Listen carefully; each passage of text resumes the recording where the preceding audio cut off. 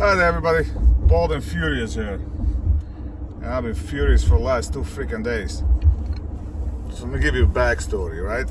Most of you know I'm a builder too. Got another channel for my building channel. So I'm building a house. Actually a couple of them. Anyway. You know, in construction you gotta deal with the inspectors, you know, trying to be on the good side and all that. So anyway, we started this project. We had to cut in the road, and I had all the inspections. Everything was done. Out of the blue, my excavator guy is calling me. He goes, the inspector shows up and he's yelling and screaming for whatever reason. Turns out the inspector was a fucking idiot. He had the wrong plan.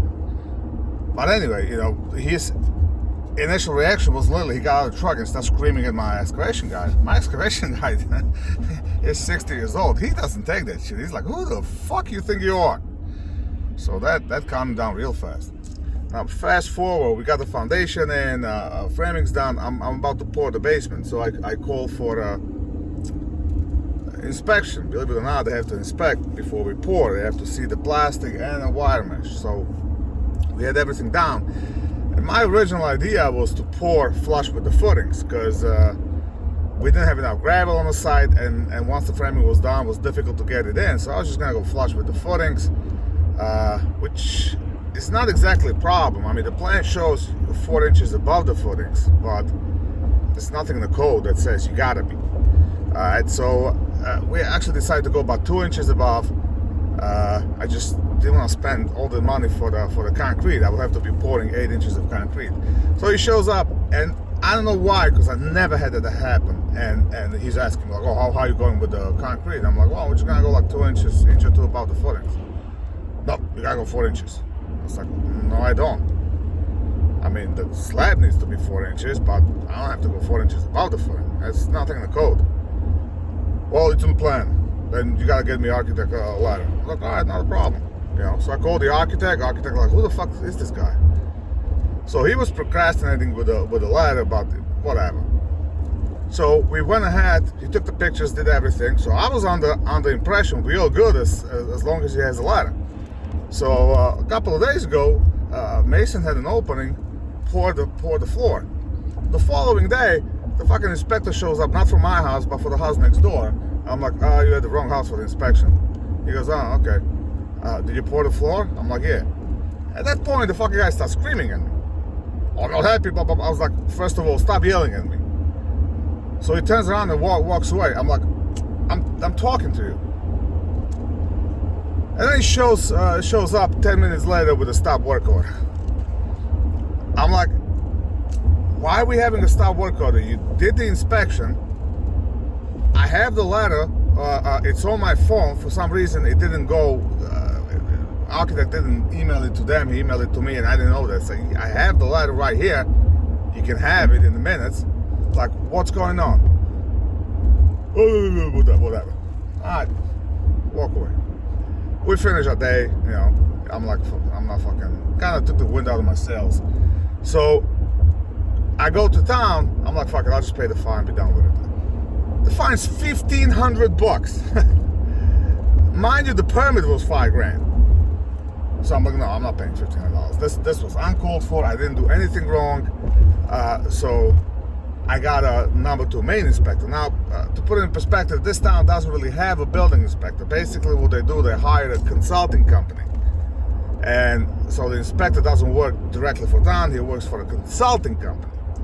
So I called the main boss of the consulting company that's listed on the website as a main inspector. He's like, oh, why are you calling me on my cell phone? I'm like, well, this is the number I was given, and I want to talk to you. He goes, no, you gotta go through the office. Well, there's nobody in the office but secretary. Then just relay the message. I'm like, okay. So at that point, I sit down, pull the email from the website, and I send him an email. I don't know if he got it, probably not, because it's been 2 days, I got no reply. I send him a polite but strongly worded email about his employees and lack of professionalism from them. And normally you try to kiss inspector's ass to get through the day. And I mean, nothing but respectful to this guy from day one, okay? But I'm almost 50 fucking years old, and I don't appreciate people just yelling at me. Usually when people yelling at me, that follows up with the punches flying. So I don't like that. Okay, I generally don't yell at people unless they work for me and they fuck up. So I don't appreciate being yelled at as well. Well, anyway, after that, I placed a phone call to the town supervisor because apparently there's no oversight over this fucking building department, right? They doing whatever the hell they want. Unfortunately, this is a small town. It's not like there's a full-fledged, town supervisor on staff all the time. So I just left a voicemail. I do have his cell phone number because he's in the construction as well. I kind of know him. So I did try his cell. Unfortunately, he didn't pick up. So I'm gonna keep trying. I'm gonna give it a couple more days, and if I don't get this resolved, then I might just break down and pay the fine, and after that have my lawyer send a nasty letter to town because this is bullshit. Okay, I've been in construction for 28 years. I've been in my own business for almost 22 years. I had once similar issue, and even that wasn't right. We were on a remodeling job, and the inspector showed up for something else, and he gave stop work order because he said we're doing electric and we don't have electrical permit. Meantime, we didn't do any electric. We were ripping the baseboards off, and there were outlets in the baseboard, so we left them hanging for an electrician to deal with when he comes. That was the only freaking time I had any issue with inspectors, and I dealt with a number of inspectors, from young bucks to old fucks, all kinds of attitudes and whatnot. And at some point you say enough is enough. Let me know what you think. I'll see you on the next one.